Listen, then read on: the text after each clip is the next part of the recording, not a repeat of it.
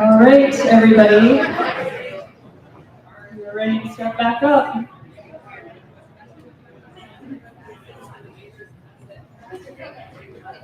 All right, so our next presentation covers a topic that was discussed at last summer's ACRO as something we were interested in hearing more about at the ACRO Hub last October, but due to that very busy schedule, that did not happen. So this is long overdue. So we're going to hear about CACO, or Campus Access Control Officer roles and responsibilities. And if you're like me, when you first became a CACO, you were just given a digital manual without any training on the interface and Campus Connection, or how and when you assign roles, who you assign those roles to. So please help me welcome Parker Johnson from CTS, who's here to help us better navigate and understand the system. Thanks, everybody. Can you hear me okay? Is this coming over? We're good? Not coming. Let me see if I can shift it around a little bit. I don't want to stare at my chest if I don't have to. You can always hold it too, I guess. How's that sound? Good? Loud enough? That type of thing? I can always just hang on to it too. Good go? Okay.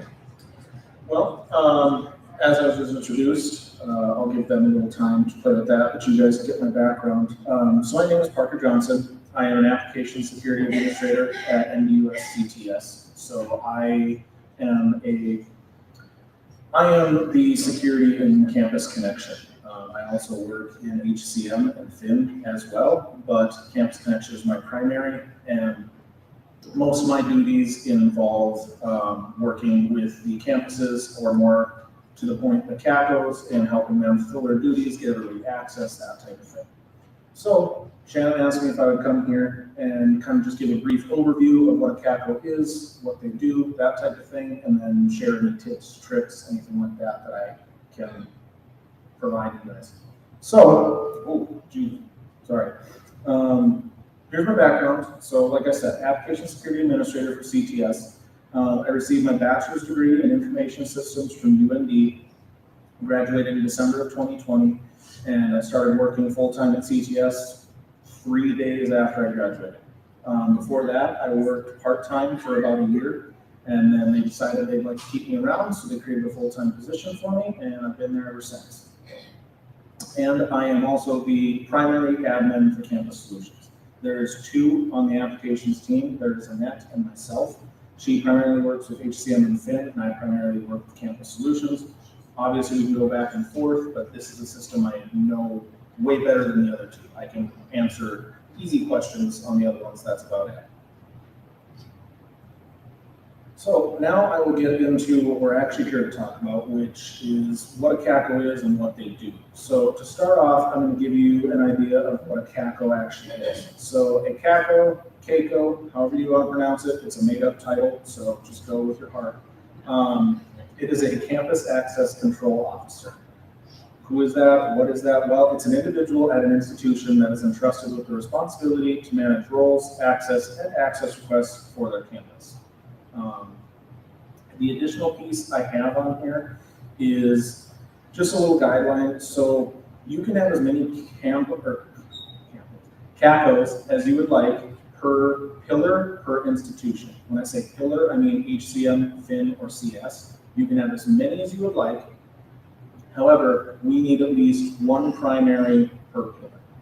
The reason for that is because when I have a communication that I need to get out to the campus, if I need to relay information, if we have an issue, anything like that, I need to have someone I know I can go to and they will respond, or at least be able to pass the information on if they need to.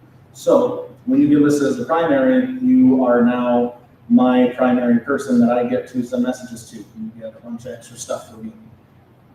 That being said, you can have as many alternates as you would like. They can all perform the same duties and do the same things, but I just need that primary. So if I have anything I need to get to you guys, that is the person who will be fielding that. So now that you have an idea of what a CACO is, I'm sure everyone wants to know how you become one so you can get a bunch of extra stuff to do. So how do you become a CACO? Well, we have a request in Team Dynamics, which is where we handle our ticketing. And that must be submitted by either a current CACO or a high-level administrator at your campus. 90% of the time it's going to come from a CACO that is already familiar with the system, but in the event, let's say you only have one CACO at that time, and they leave for an unexpected reason, or they're just up and gone and they don't have another CACO available to them, you can have it come from someone just upper in the university. It really is kind of at the discretion of who we are fielding the request from. The only reason I put that in there is because we do run into that from time to time. I think I've even gotten a request from a president to make someone a CACO before. So, but for the most part, that will come from the CACO themselves. And when I receive that ticket, there's a couple additional forms that must come along with it. We have those available when they're filling out the ticket. You should be able to see them. One of them is basically just like, it gives us the basic information for who I'm assigning access to. Name, user ID, employee ID, that type of thing. What system they're going in, so it's Campus Solutions, it's FIN, it's ACM, are they a primary, alternate, stuff like that. That needs to be filled out. And then we also have an acknowledgement piece, which is basically saying, okay, I'm going to become a CACO, this is what they do, this is what I'm going to be able to do, I promise not to use and abuse it. But once all those are filled out, they attach it to the request, send it in to me, I review it, everything looks good, and I complete it. I assign access to everything you need to do your job, and then you will get a big long email from me containing all the stuff that you are now going to be responsible for or need to utilize. A couple additional things when it comes to becoming a CACO, along with access in the pillar or system you're going to be working in. You also get added to a listserv that will send you notifications about users or the system, anything like that. Basically, it's just an email chain. You also get access to a SharePoint site that we have. I'm going to put a little star next to that one because over the last couple of years, since I started working there, it's kind of fallen by the wayside. I don't know if anybody's been really keeping up to date on it or anything like that. So I'm in the process of reviewing and revamping that. But that is where we will put out any documentation that could help the CACO perform their duties, anything that I think would be important for them to have on hand, things like that.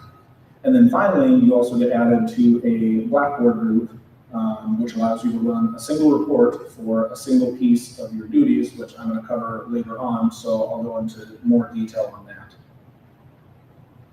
So now that everybody knows how to become a CACO, we can get into how a CACO performs their duties and the holy grail, as I have listed on here, which is the user guide.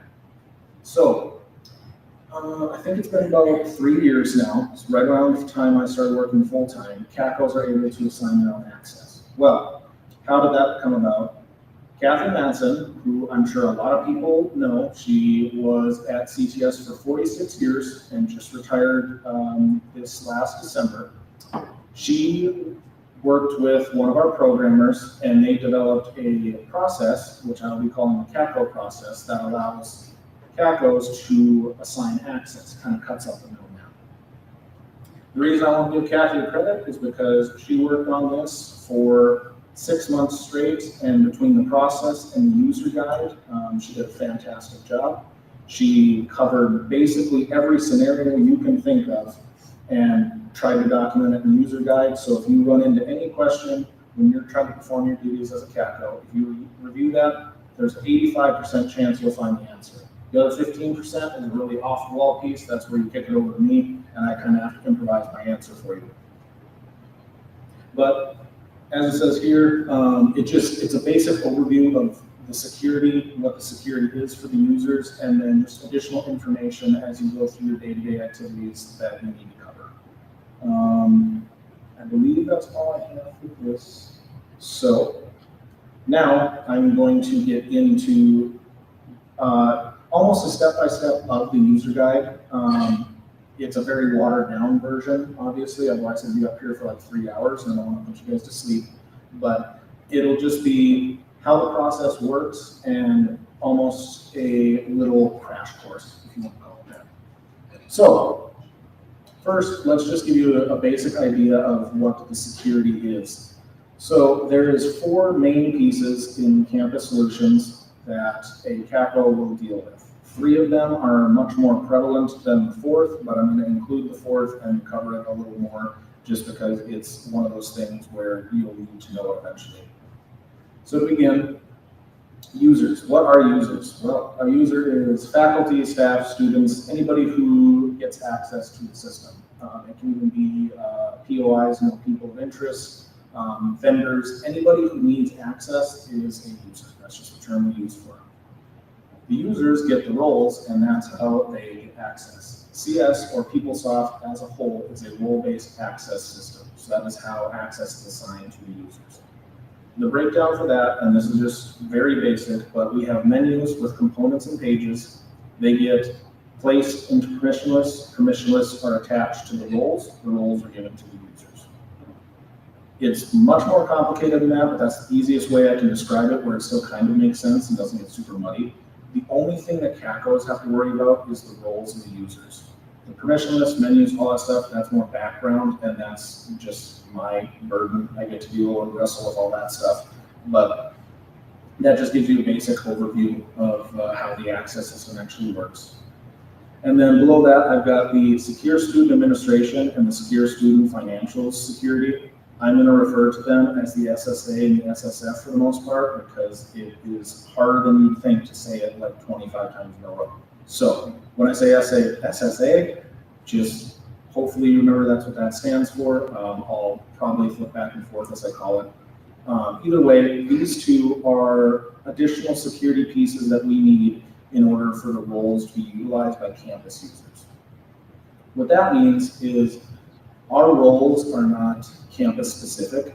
So if I give you a faculty role, it's the same faculty role that you would use at NDSU, UND, BSC, any institution. The SSA and the SSF is how we utilize those roles to access campus data. So if I give you the faculty role, you can go to the places, you won't see anything. Once I give you the faculty role along with VCSU as your institution, and you have the proper access in Secure Student Administration for that, then you'll be able to navigate to where a faculty member would go, and you'll actually see data populated, and you'll be able to get into records, that type of thing. So roles, not campus specific, they're just system-wide. SSA and SSF, that's how you actually assign access for your institution. And then this little piece right down here, the primary permission list, I'm going to go over this in more detail on a different slide. The only thing you need to know, that is how people can view 2 things, either social security numbers or birth dates. That is sensitive information, and so we have this piece to kind of lock that behind. But yeah, I will cover that, and I'll give a better explanation a little farther down here. Okay, now that you have a basic understanding of what security is, I'm going to kind of do a step-by-step walkthrough of the CACO process and how it works. So when you become a CACO and you log into Campus Connection, Campus Solutions for the first time, you will now have access to the CACO homepage. So if you see on the left there, you've got your little CACO drop-down. That is where you will go to change home pages, and that is where you can then navigate to the CACO homepage. When you get here, it's very expansive. We have 2 tiles for you to pick from. The first one is the CTS support tile.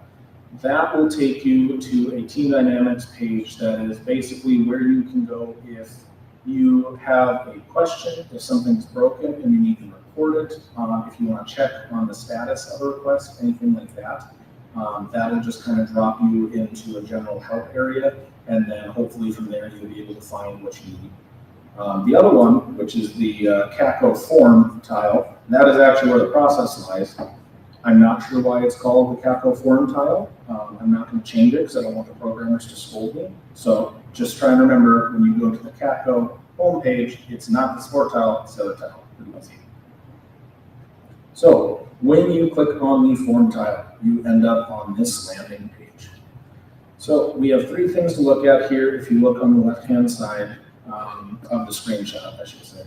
There is the NDU operator role tab. That is where roles are going to be assigned. There is the SSA and the SSF folders, little drop downs, so those are collapsed. The SSF, fairly simple. I think it has 3 tabs. pretty easy to work your way through. The SSA, on the other hand, 25 tabs, gets a little confusing. So just kept them collapsed to make this a little easier. But this is the one piece where there was no other way to do it when we were developing it. So when you first want to assign access to someone, and I'll show this in the demo, you actually have to go to secure student administration first. You need to attach them to your institution before you can give them roles. The reason you did that is because if they're not attached to you, you only have the ability to assign roles to your institution. So if you don't assign them to your institution, we don't know who they are, we don't know if you know who they are, that type of thing. So when you first kick the process off, secure student administration, the very top tab of the institution security, you assign whatever institution you're here for, and then you can come back to the operator role, search them up, and be able to find them. And then you get dropped here. So hopefully everybody can kind of see that. Again, this will be shown better in the demo, but this is the display page for the user that you are going to be assigning access to. So up on the top, you see there's the name and the user ID. That's just so you know who you're giving access to, that type of thing. Right below that, you have the primary permissionless security and the data privacy checkbox. I'm going to cover those in the very next slide, just because it'll be a little easier to describe what they're actually used for. But then right next to that, the institution, that's going to be whatever institution you gave them access to.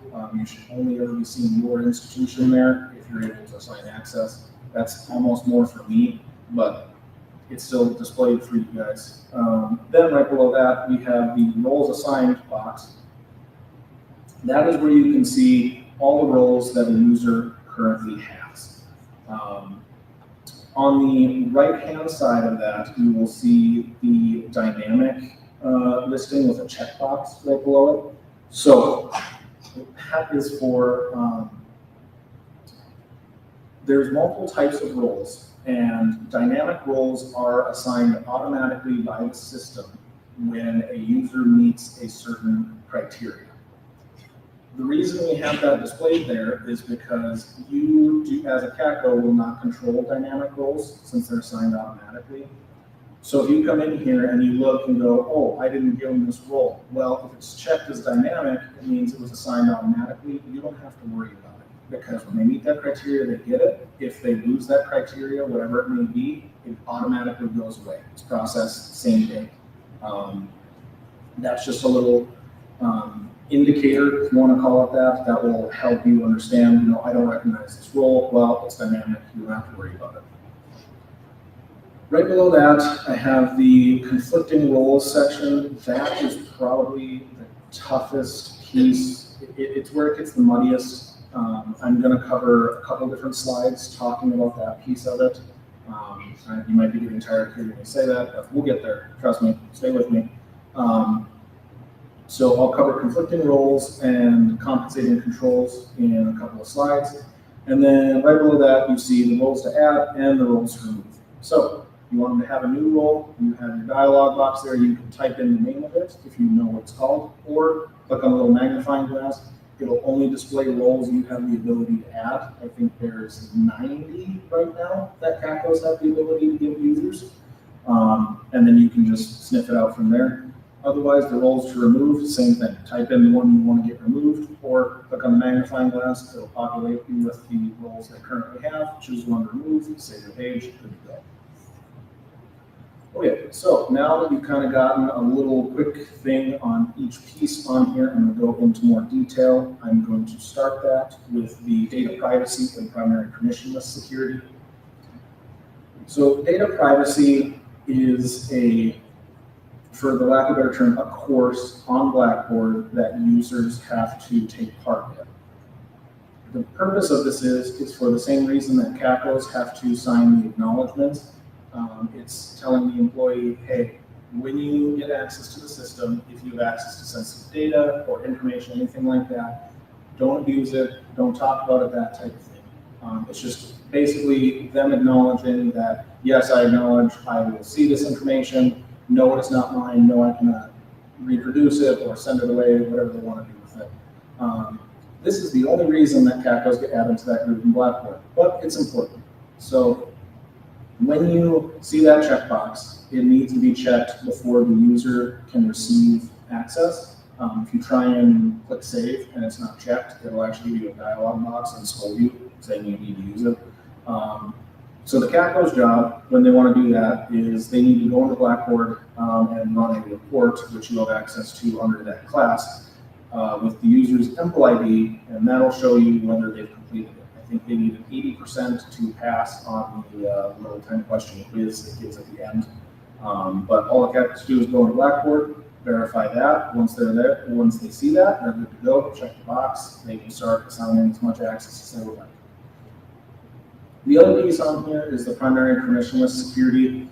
This is specific to campus solutions, and it is not used for most users. The ones that come to mind are like academic advisors and things like that. People who need to see social security numbers and birth dates will get a special value here, which is any one of these that I've listed up there. You don't need to really make sense of them all. Just know that pretty much everyone will have PPL panel. Again, I don't know why it's called that, but that's the name of it. That covers all the social and all the birthday. And then if you have a user who needs to see them, you give them one of these combinations. So if they need to see the whole thing, they get one. If they need to see the last 4 of both, they get another. That's all this primary permission list is used for. The only caveat on that one is if you have a user you are giving access to who was not a student or faculty previously, they come in from the outside, they will have the visitor permission list. It just needs to be updated to PPL panel. And again, there will be a dialog box for that. So if you try and click save, again, it'll pop up, scold you, and then tell you what you need to change. So, okay, a couple little tidbits before I move on just with the operator page itself. I just want to cover the NDUS user and the visitor role. So again, if someone is not a faculty, staff, student, whatever, when they come into the system, they will get the NDU visitor role. It's assigned automatically. The visitor, student, and user roles are primarily their navigation roles. They are the base access that a user needs to be able to do things like log in, change their password, that type of thing. It just lets you into the system. So when you first start out, whether you are a visitor or a student, either way, when you are assigned access, when you get your first roles, whatever, the user role will be assigned automatically to that user, and then they will have the ability as a faculty member, as whoever they are, to do whatever it is they need to do. But these 2 roles, I don't know if they're set up a little differently. They're a little unique, so I don't know if they will show up as dynamic under that box on the operator page. But either way, the user and the visitor role is not something you need to worry about as a CACO. They should be assigned automatically. Below that, I have the campus access control role. That is the CACO role. That is not one CACO will have access to. They cannot create CACOs themselves. So that is a role that will need to be requested by the campus to the security team, and I need to complete that. That's just one role you may see floating around. I don't believe CACOs have access to remove it either, but if you see it, that's what it's for. And then finally, little thing here is the CACOs are not able to change their own security. We put that in place, again, just a little checks and balance, basically saying, if you want security for yourself, and actually you will get the dialog box if you pull it up, like your own user ID, it will tell you, hey, you cannot assign security to yourself, you need another CACO to do it at your institution, or if no other CACO is available, you can submit a request and we will do it from the security side. So that was my little fun facts, tidbits, whatever you would like to call them. Now we get into the little messy piece here. Conflicting roles and compensating controls. So the best way to describe a conflicting role, it's a combination of roles that we try to avoid if we can due to a couple of different factors. Segregation of duties, security overlap, and role conflicts are like the big 3. Basically what this is saying is that if you have 2 roles that you are trying to give a user, and if one is a high level and the other one's low level, and that high level can already do everything the low level one can do, you don't need that one. We just want you to give them the high level. Now, if there's a reason you want them to have that low level role along with the high level role, we don't know what it is, but if that's what you would like, that's where compensating controls come into play. So it still is able to do it, it's just a little extra step you need to take. A better example here would be the academic advisement correction versus the academic advisement AU or add update role. If you look at these on the back end, they are identical in all the places they can go and all the things they can do, minus one little additional checkbox on the back end that allows for correction access. The AU role allows you to add new information or update current information that is currently active. The correction role can do both of those same two things, but they can also go back into previous data that had already been submitted. I call it more like set in stone, so it's no longer an active person or whatever it may be. They have the ability to go in and change that data or correct it to what it's supposed to be if they find an issue, something like that.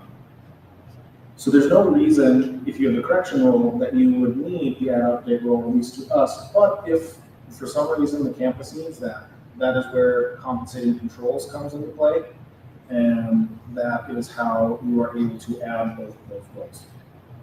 So, compensating controls. It requires a CACO or high-level user that has access to the NDACRAO Comp control role. And I will say I do have this slide a little backwards, so it's not going to go in the same order here, but basically what happens is when you try and assign two roles that are conflicting, you will get a dialog box saying these are conflicting. It's not telling you you can't do it, but it will tell you you need a compensating control to complete this. So then you get the first role you added given to the person. The second role goes into a queue, and then anybody at your institution with the CACO comp control role gets an email notification. That notification basically says, hey, this person needs these two roles, it needs a compensating control to allow it. So when you have this role, then you are able to go in and add a compensating control, which is basically the role combination. So if I go back to my other example, it would be the correction and the add update role. You would select both of those, you type in a reason for why they need both of them, and then you pick, it's not an effective date, but it's basically when you fill it out, and then click save. Once that compensating control is registered in the system, that role that is currently in the queue will then be automatically assigned to the user. CACO doesn't need to go back in and do anything, and you're good to go. You can also reuse compensating controls. So if you've got 5 people that need the same conflicting roles, once you get that one registered, you use the same one when you assign the rest of them, and it'll work right away. You don't have to have somebody go in and make a new one each time. So I hope that all makes sense. Like I said, the conflicting roles, the compensating controls get a little muddy just because it's kind of it's not something that happens very often, and it's kind of special circumstances in which they may be needed. But either way, I hope I gave you at least enough to kind of understand what they're used for. My next piece here is a special little role called Query Viewer that gets its own slide because it likes to be unique. And also because you have to have one little additional piece of acknowledgement to assign this role. So we have form CND 018 in Campus Solutions that needs to be completed before this role can be assigned to a user. So if you try to assign this role to a user, it's going to give another dialog box and say it needs this checkbox checked. But this box will be checked automatically if it's on record, and if it's not on record, you cannot assign the role. So, in order for a user to do this, they need to go into Campus Solutions where this form lies. They enter in their EMPL ID, and then if it's not on file already, they create a new form. It's basically, I think it's 10 sentences. It's another just acknowledgement thing this is what this role allows me to do, this is what I promised to do, what not to do. They check the box saying, I agree, save it, it goes on record. As soon as the system has that, that box will be checked and they can be given the role. The CACO also has the ability to go here and search for that. So I'm sure everyone runs into at some time or another, a user goes, well, I totally did that. I swear I did. Well, if the CACO goes in there to this navigation here and types in their medical ID and it doesn't pop up, they didn't do it. Maybe they filled it out and didn't submit it, who knows, but they didn't do it. So then the CACO is able to go, well, it's not on record, please go to this navigation, fill it out. Once it's good, it's very simple. Some people just like to drag their feet. But once that's filled out, the checkbox is good, you can assign that role and everybody's happy. The only thing I have as a little caveat in here is this sentence where it says it must be submitted only in production. I'm going to talk a little bit about campus solutions and how we have lower environments where we work on developments and that type of thing before they make it to production. So we can do things like test them and make sure we work out all the bugs. Stage is the environment that most campuses will be most familiar with. It's right below production. It's just got a couple of connections that aren't there for like the ancillary systems like housing, T2, parking, that type of thing. But we will give users at campuses this access to Stage so that they can also test things and maybe find stuff that we wouldn't in ours. But if they need a query viewer role in Stage for any reason, we only fill those out in production, and then you have to send a note to the security team and we assign them. Okay, this should be my last slide when it comes to the CACO user guide and the process, and then after that, I've just got a couple extra slides here, just more some fun stuff, if you'd like to call it that. But the multiple institution faculty are their own little beast, if you want to call it. So, if a user needs access to multiple institutions, typically adjunct faculty members are the biggest ones for this. You know, if you've got a full-time professor at UND, going to do some extra teaching at Bismarck or Valley City or wherever it may be, they will obviously need access in the system to get to their classes, you know, manage their rosters, that type of thing. Well, that gets a little muddy in the system because, like I said, roles are not institution specific, so we need a way to be able to tell what they have access to for each area. So there's two scenarios we're going to look at here, and this is going off of, put yourself in the shoes of, you are the second university they need access to. So they have all the access they already need for the first one, now they need access to yours. Well, you go to the CACO process, you add the institution security like you need to do, and then you go and check their user profile. When you get there, if they have the faculty role, and that's all you need them to have, you finish filling out whatever SSA or SSF access they need, and they are good to go. If you go in there and they only have the faculty role, and you'd also like them to have the academic advisor role, whatever it may be, then we need to take the extra steps to get them that. So what needs to be done there is they will actually need to have a second user ID created in the system so that they can get this access separated from their home institution, and that way we don't have any crossing the wires, basically. This is done by submitting a ticket to the security team. I will go into Campus Solutions and then create them a second ID or a non-dotted, as you'll hear me call it sometimes, and I'll tell you why in a couple slides. But I will create that and send the login information to the user, and then I'll also put a note to the user saying CACO needs to assign access, and then once they're done assigning access, you should be good to go. And then I notify the CACO. The CACO can add roles and permissions just like any other user would through the CACO process, and then there should be set up. So I've now covered everything from the user, or a very watered down version of everything from the user guide and the process. Now I'm going to touch base on a couple more things that CACOs are probably curious about or are going to have some dealings with. First off is how access is removed from users. So in Campus Solutions, we have an automatic deprovisioning process. What that means is that after a certain amount of time of a job record being terminated for a user, the access they have will automatically be removed. The reason I say a certain amount of time is because when we first set up this process, we did not factor in that a lot of job records for things like TAs and faculty terminate at the end of the semester, and grades do not need to be in right at the end of the semester. They have a grace period. So we took everybody's access away, and then no one could get their grades. And so we had to quick scramble, get everybody their access back, and then fix this. So now what happens is someone's terminated effective July 1.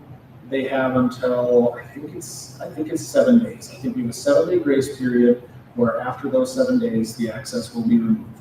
Before that, they will hold on to it even though they are no longer an active employee. But that is specifically for faculty, TAs, that type of thing at the end of semesters. This has nothing to do, the CACOs don't need to worry about this. When someone's terminated, it'll automatically get removed. They don't need to worry about that. They have the ability to remove roles and that type of thing, but they don't need to. It will be handled by the system. The other half of this slide is something that has been formed in a lot of people's sides for a long time, and I'm actually in the process of getting this improved dramatically, hopefully by the end of next week, as long as I have the effort in my body. So a common question or a common issue CACOs run into is somebody left and came back. Can I just get their access back to them? How do I do that? If someone's coming in to replace somebody else, can I just give them the same access?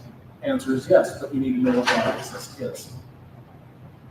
That's where this new development's coming in, that I am hopefully going to be able to give the CACOs access to security audit tables. So all access will be placed in these tables as it's assigned and then removed. So if a CACO has somebody come back and want to give them all the same access, they can then consult these tables and they will be able to tell what they had and when it was removed, by who it was removed, that type of thing, and we'll be able to restore based off of that. So the two that I will be giving access to, and technically there's 3, but like I said, SSA versus SSF. Secure Student Financials is much simpler than SSA. So the 2 I'll talk about is the user ID audit information table. You need the user ID of the person you're looking for. Once you go in there, it's got a tab for primary permissionless security, and then it also has a tab where all the roles they've ever had in their lives will be displayed.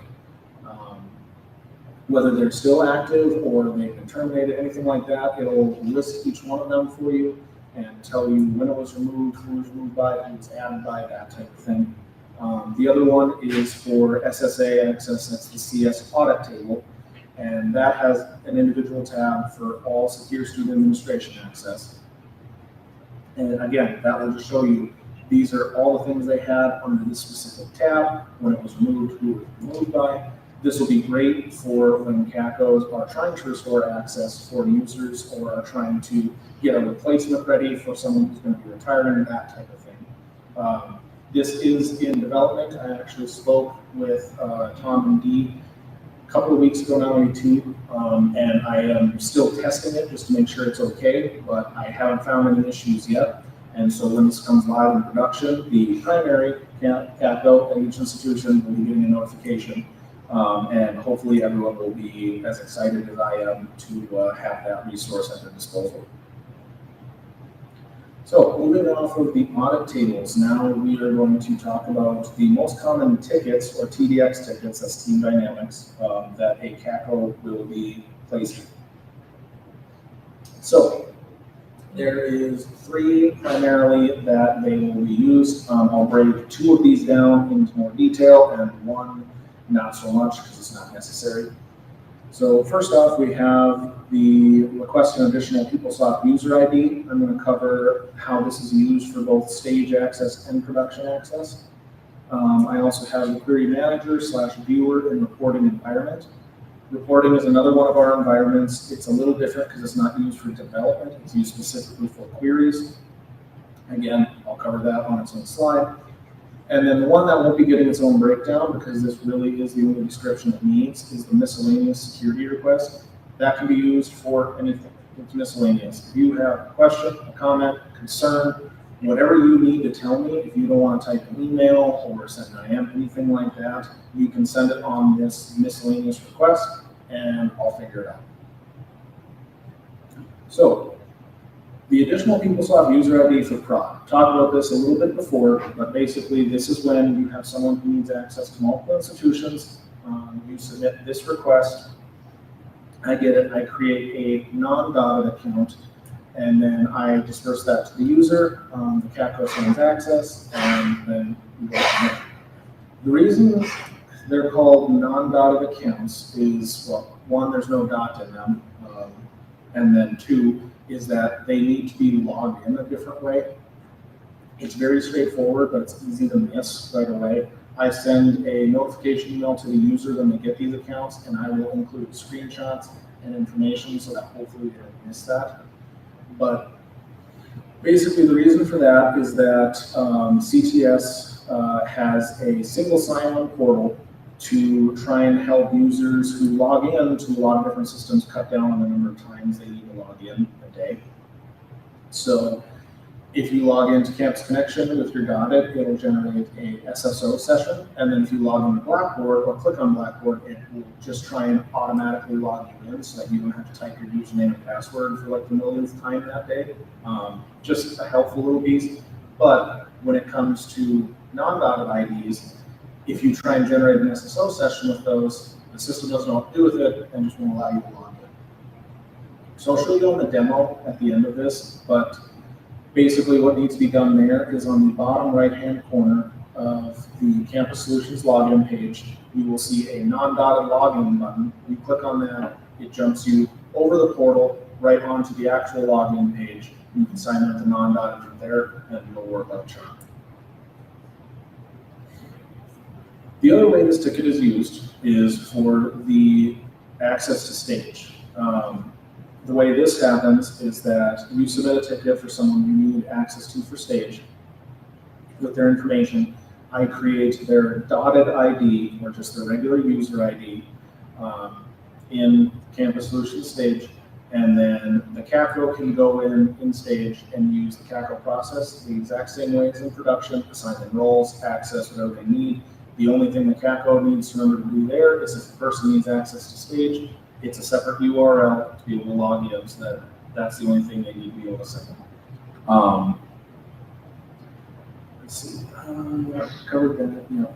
So the reason that is set up the way that it is because Stage does not populate every user ID like production does. That's why I need to go in and add it manually. It actually just carries down all the user ID information, but it cannot carry down security. So that is why the CACO needs to go in there and assign it. But other than that, Stage is pretty much identical, except the banner at the top is a different color, which again, I'll be able to show that in the demo. Okay, so now that I've covered the additional PeopleSoft user ID, now I'm going to cover the query manager and viewer request. So what is this used for? This is used to get users access to the query environment, the reporting environment. You can call it either one. I kind of jump back and forth between both, so that's not too confusing for everybody. Report is basically a clone of production, except it has a lot less user traffic. And the databases, I believe, are entirely separate. The reason we have it set up like that is because once upon a time, many years ago, production used to allow you to write queries and do whatever you'd like in prod. The problem with that is when you have 20,000 people log in at one time, and if someone messes up a join on a query or something like that, and they try and pull 300,000 lines of data from 6 different tables, the servers don't like that because too many requests are being generated, and they will just give up. And then everyone gets sad because everyone gets kicked out. We need to do a rolling restart. The server admins are upset. Database people are upset. No one was ever happy. So that's why the report has been created. That is our query environment. So this is where we send users at the campuses that are able to write their own queries and do whatever they need to do without running the risk of interrupting services for people who need to get into production. At the bottom here, I just have the difference between manager versus viewer access. Manager is actually the role that allows you to write queries in CS reports. The only caveat to this is that in order to become a query writer, you have to pass our query training course. It's offered once a month per pillar, or once a month, and we do a rotating order of pillars. So it'll be HCM offers it, then FIN, then CS, and we start the whole process over. The reason we do that is because we have new query writers in all 3 pillars. But we want you to take the training course in the pillar you're going to be writing in, if it's possible. If you need it right now, and Campus Solutions just ended last week, it's not going to be available for 3 months, then you can take one HCM. But either way, the only thing you need to do to get the query manager role and start writing your own queries is pass that query training course, just to prove that you understand the basics and that you're not going to go hog wild and start just kind of freelancing it. And the query viewer role, it's the same as in production, except you now have the ability to get queries from other users. And by that, I mean in production, you will have queries, but the queries will have been written by a BA or a PA, somebody on our side of things that has vetted it, made sure it's not having issues, that type of thing. Here, if your supervisor has manager access and you have query viewer access, they can share their personal queries with you, and you are able to run those. So those are the request types.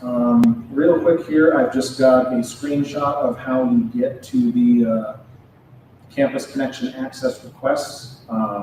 So if you go into Team Dynamics, and this will also be covered in the demo, it's a little harder to show because mine's going to look a lot different, but I should be able to walk through it.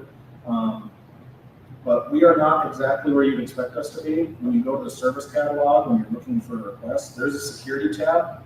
We're not under there.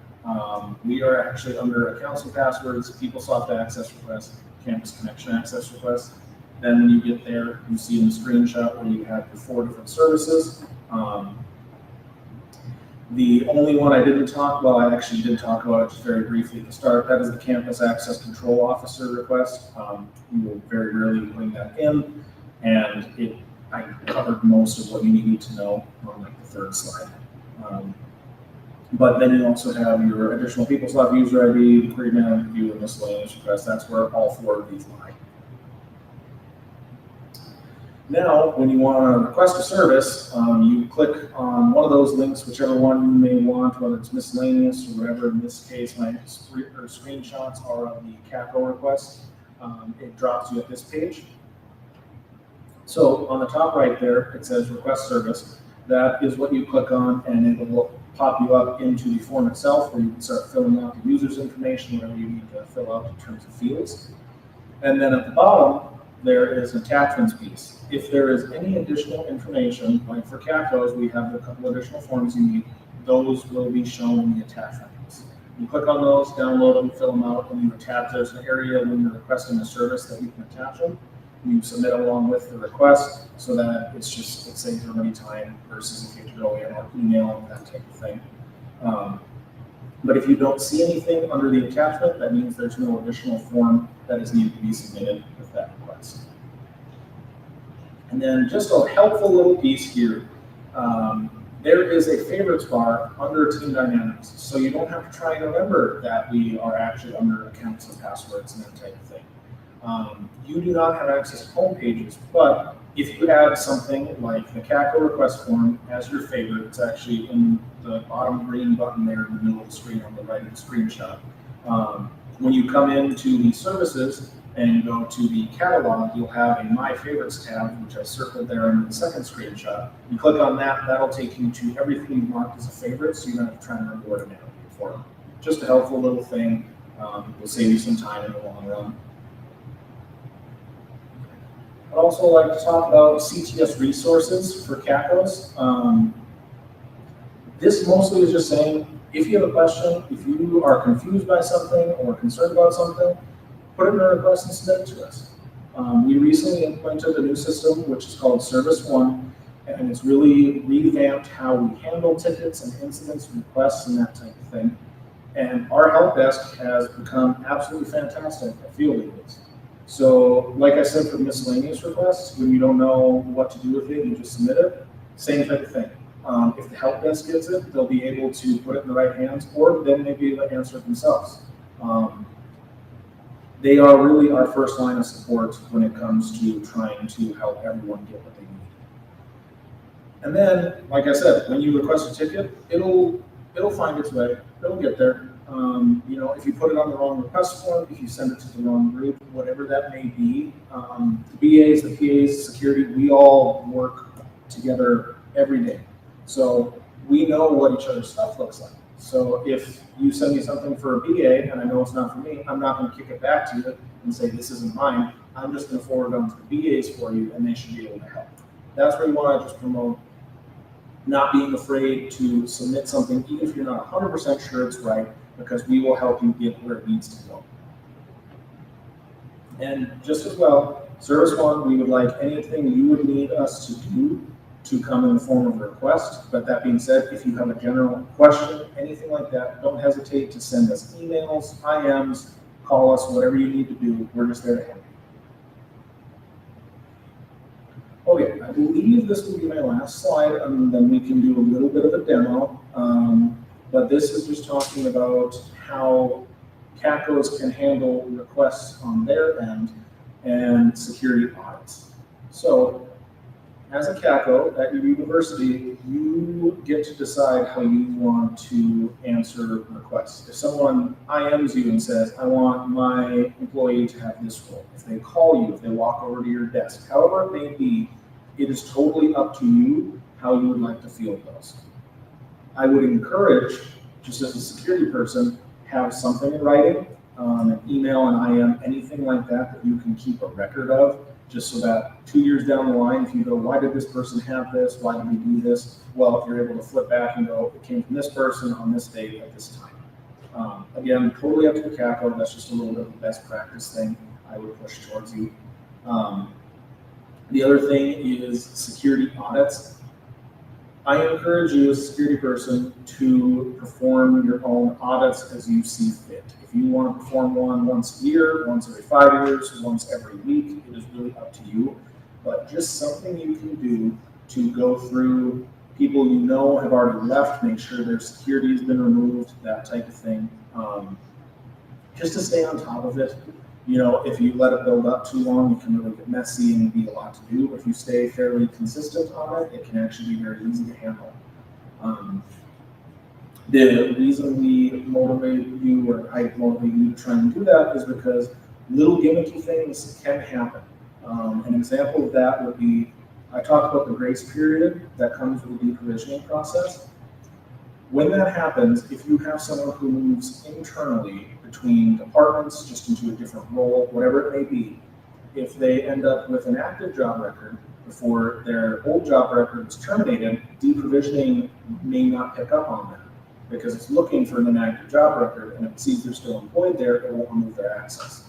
So if they go from the director of finance to a groundskeeper or whatever it may be, they don't need that access anymore, but they still may have it because the system can't detect that. That's just why we encourage you to, you know, try and decide how you want to audit your system and just make sure you kind of roughly stay on top of the people you need to. That's really all I have for audits and how you want to handle requests. It's totally up to the CACO. Okay, so now that we are done with the, we'll call it fun stuff, I get to do a little demo for you, assuming I can make this work. And also I'm going to try and put this back on my chest, and hopefully you can still hear me. Okay, so I think that'll be okay as long as I talk loud.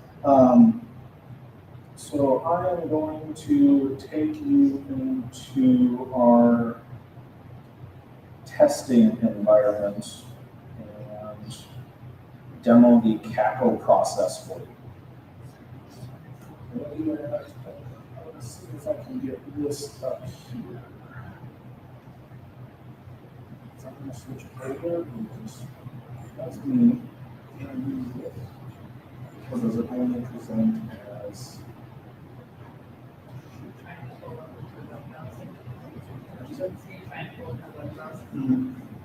Is there a way I'm able to do that so I can do a little bit of a demo? Want to try logging on my computer? Sure.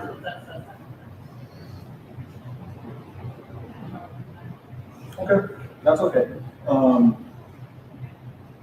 Most of it was covered in screenshots. I just wanted to give you kind of a little active thing of like how I would work through it. Because it can be a little confusing when you go step by step through the PowerPoints and that type of thing before I started and stopping. That being said, I'm really not covering anything you didn't already see. The only thing that really would have been new to everybody, since no one has access to these except me and the VAs, I think, would be the audit tables.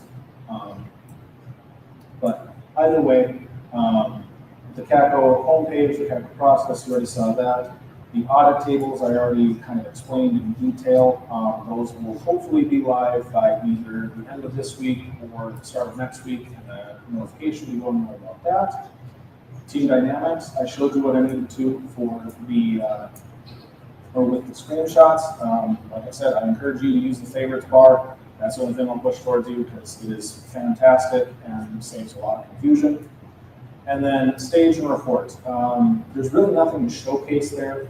Stage looks identical to production, except the bar is red, and report looks very bare bones because the only thing you're in there to do is write or run queries. That's really all I have for the demo. If anybody is curious to see more on that type of thing, feel free to always reach out to me or anybody at CTS, and they can get a hold of me, and I can always record a little something for you and send it over to you. That being said, I guess I have extra time for questions. If anybody's got anything that they would like to throw at me and see if I can improvise. So. Yeah, and so I'm going to ask if you have a question, raise your hand. I will come to you with the microphone so that everybody online can also hear you. And then Parker, I'm going to be picky. If I could have you bring your microphone up a little bit closer to your mouth so that people online can definitely hear you. Absolutely. That'd be great. All right. So. I don't know how low to see. Okay, hi. So quick question that I had. So we talked about when an employee is terminated, the rough 7 days before that actually gets terminated out of the system for security. What about immediate termination? Thankfully, I haven't had to go through that process, but if an employee is immediately terminated, I mean, are we supposed to reach out to our CACO? Is that usually part of HR? I'm just curious about how we make sure that that security shut off immediately. So that we have a system in place. It's called emergency deprovisioning. That is saying if you have a disgruntled employee, anything like that, that you need to have removed immediately. If you would like to contact your CACO, that's the best way to go about it. And then they can contact us if they don't know who the person at the institution is. We have certain people at each institution that are able to put in a specialized request for emergency deprovisioning. It's not always well known for like who it actually is, but if you send a message to your CACO, the CACO can get a hold of us, and then we'll be able to get a hold of whoever it is at your campus that can put that in. And then yes, they will put that ticket in with a time and a date that needs to be removed, and we will usually have that taken care of within, if it starts at 12 o'clock, by 12:05, they will be locked out of the system. We will break their 0365 chain. They will not be able to do any damage if that is what the concern is. Any other questions? Follow up on that. Dan, Sandy had her hand raised. Yeah, what am I going to do with you? When that is done, who gets notified that it has been done? In other words, I know we have a one campus person that sets that chain up. Yep. But at the same time, the next morning, somebody will say, probably call me to take and say, I don't have access. Sure. You know, is there any notification chain on that? So when the request is submitted, the only person who gets notification is the person who put in the request. That being said, there is also a comments box at the bottom for any special instructions. So if that is a concern or anything like that, you can always talk to whoever it is that will actually submit that emergency deprovisioning, and say, I would also like this person notified, and that is an additional notification we can send out when we fulfill the request.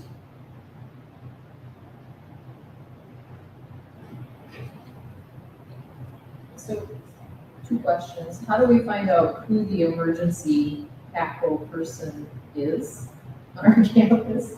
I'm not sure who ours is. It might be me, I don't know.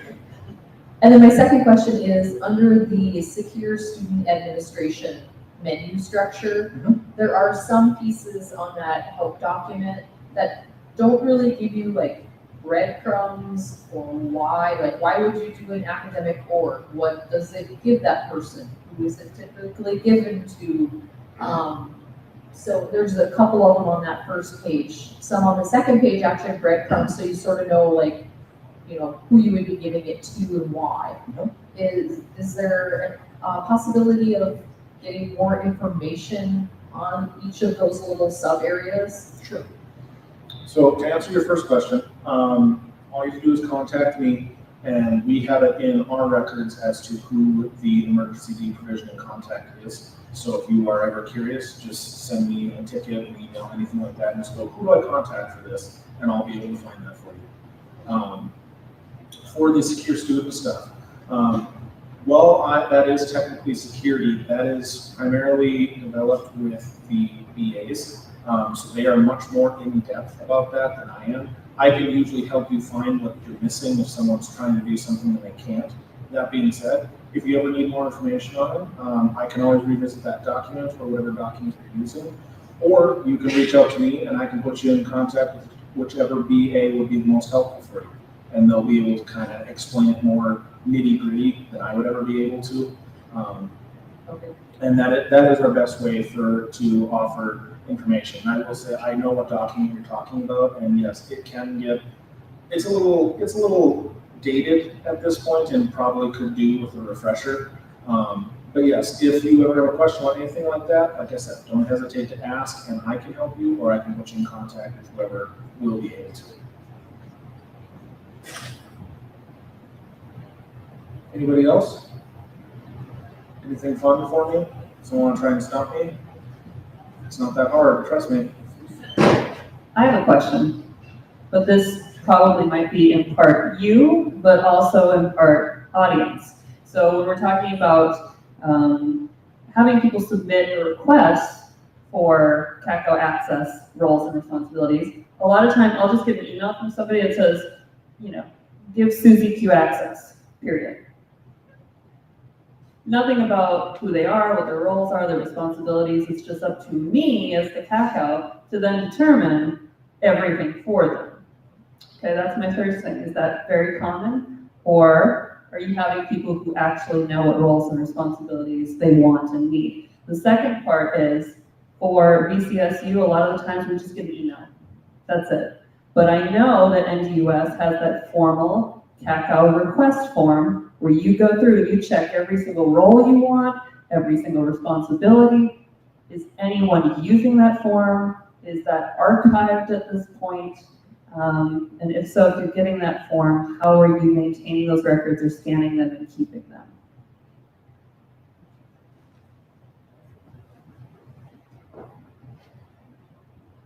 At NDSU, I don't know what that original or this master is. I just know that we have a form, and the supervisor fills it out on behalf of the individual looking for the access. You have to give kind of the bio demo about who's getting the access and kind of the description of what, because you don't know exactly what roles they are on that form itself. So are you a faculty member? Are you an advisor? Are you an admin staff person? And that kind of narrows it down. The supervisor has to sign it, the individual has to sign it, and then we use that in our workflow and perceptive content. It gets scanned in, it goes through a workflow, so it goes to our CACO, and then she watches for all the security access. We also have them do a further training before we give them access, and once those are completed, then she sends it up, I think, to someone up in the Godland. And then it comes back down when it's completed, and then she notifies them that everything's good to go. The form also asks if we want to match someone else's security as well, like they talked about. Maybe at UND, we have a couple of different ways. Because, you know, you have the faculty and then you have everyone else. That's what I say. And so we have a quick faculty form. Well, quick, it's an e-form. No, they can't handle the long one. So they fill out the online e-form and they get the faculty role. So that's a quick process that comes through our CACO and they add it. But we also use the NDACRAO form.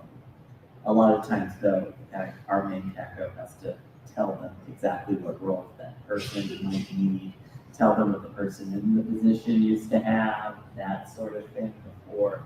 So there's some dialogue going on while they're completing that long form, but they do complete the long form and get it to us. We do keep it, so we do keep it on file, so there's a record of it, that we did it.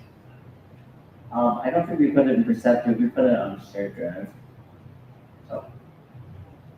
I think also that would be nice, like Scott said, when you have to find out what someone else had, so that would be nice once you've done that part. Anyone else have anything to share?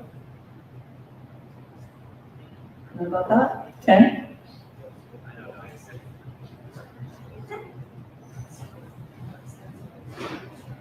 I'll get my list of questions then.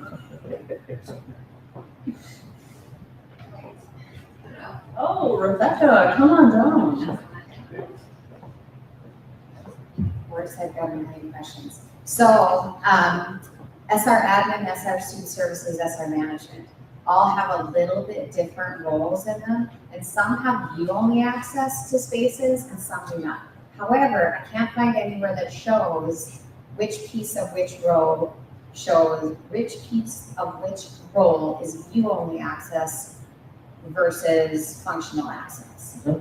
So a long time ago, Kathy Matson sent me a really nice spreadsheet that showed the difference with like binary, 1 is yes, 0 is no, or vice versa. Is there a place in the user manual or in the team site or SharePoint site that shows that kind of view-only access for any of those pieces? The only thing I can think of is for the published roles document. It gives a description of the role, it'll cover what it has access to. If you don't find it in there, then yes, you can contact either Annette or myself, and we'll be able to run a query and give you the same breakdown of each role as to what is view only, what is editable, that type of thing. So the other question I have, how do you request a role? Because I see in there is an admissions view only access, an SF view only access, a financial aid view only access, but not a student records view only access role.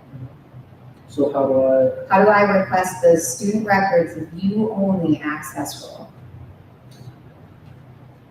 and you're saying this role isn't, I don't see it. okay, Currently, I don't see it in the list when I look.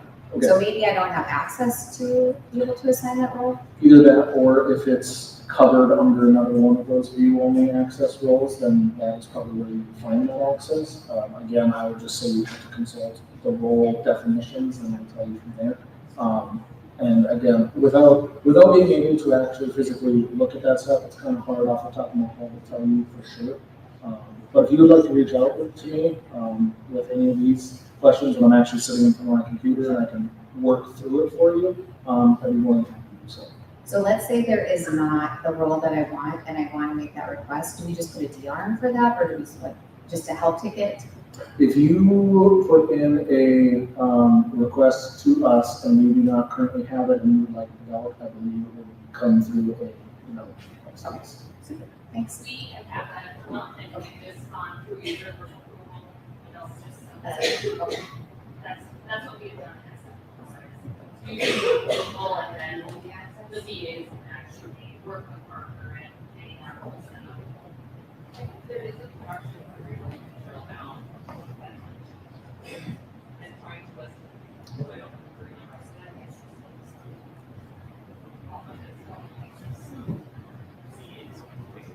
Okay, anybody else have questions?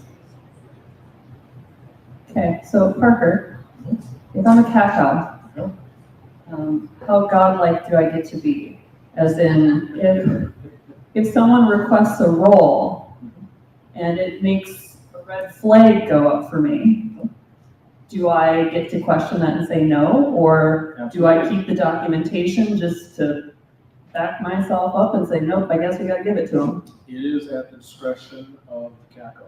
So if they send you and say, I want the SR management role, which is a high-level student records role, and you don't think they necessarily need that, you can go right back and say, I don't, what do you need this role for? What would you like to accomplish with this?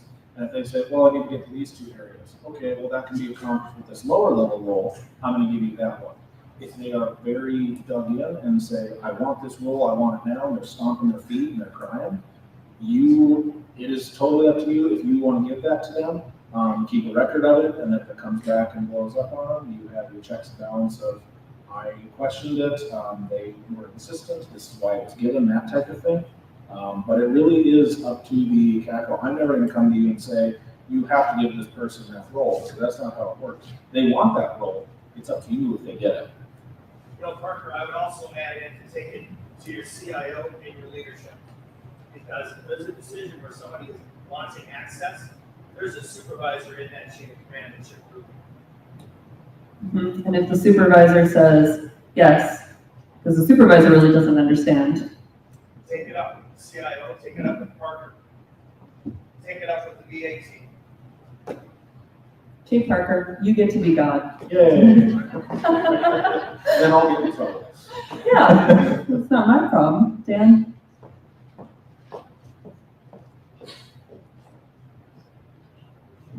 We had one FERPA attorney, or university assistant attorney, talk to us and said, if the role can't be justified in their job description, they shouldn't get it. So that's one thing I go to, and the other is, just because you're in student services, we can't approve a student finance without student financing, or without financial aid, or whatever the other thing. You're only going to approve the area you have. Yep, that is a great point, yes. If you cannot justify it based on their job description why they need access to it, then yeah. What Tom said, just elevate it, bring it up to the supervisor, bring it up to the supervisor's supervisor. You can even bring it to us, and we will do our best to assist you. That's what we're there for, so. Okay.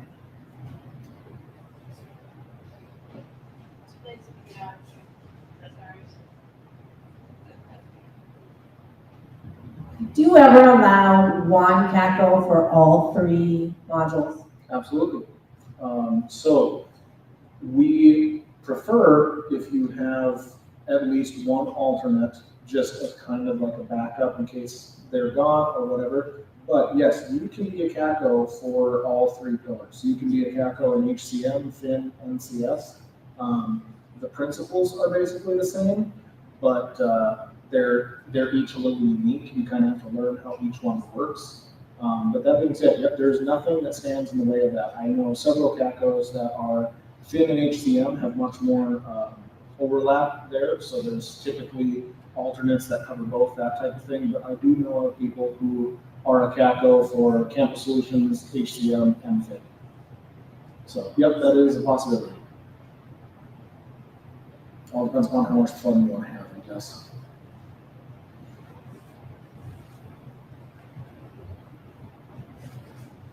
Okay.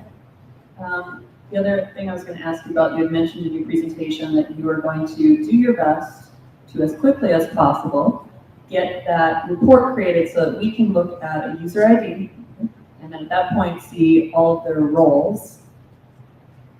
Do you kind of have an approximate rollout time?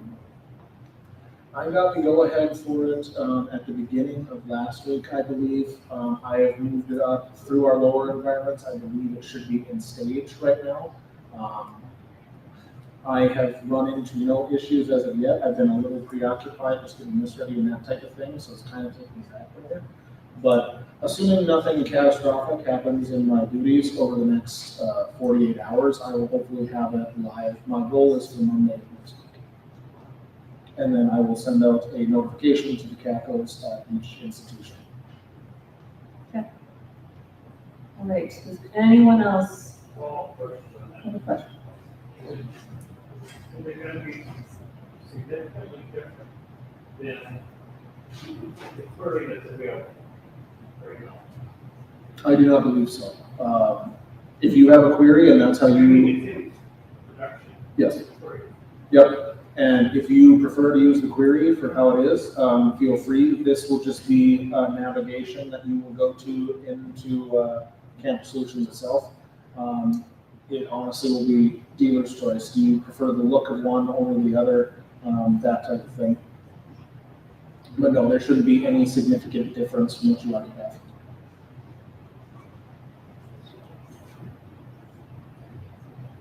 As Dan mentioned earlier, I did not hear that question.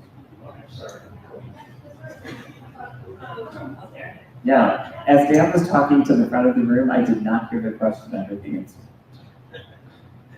The question was, will the audit tables be significantly different from the query that we currently have in place for you to be able to find access past?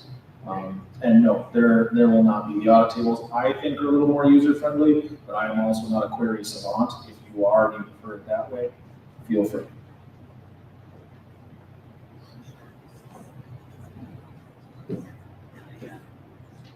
Any other questions? Last call. Okay. All right. So I'm just going to come up here quick so that people online can actually see me as I'm talking. But I mean, for me personally, this was great, a lot of good information. But I can also say that I would love to dig in even further. So if you come up with a CACO 201 training, I would like that.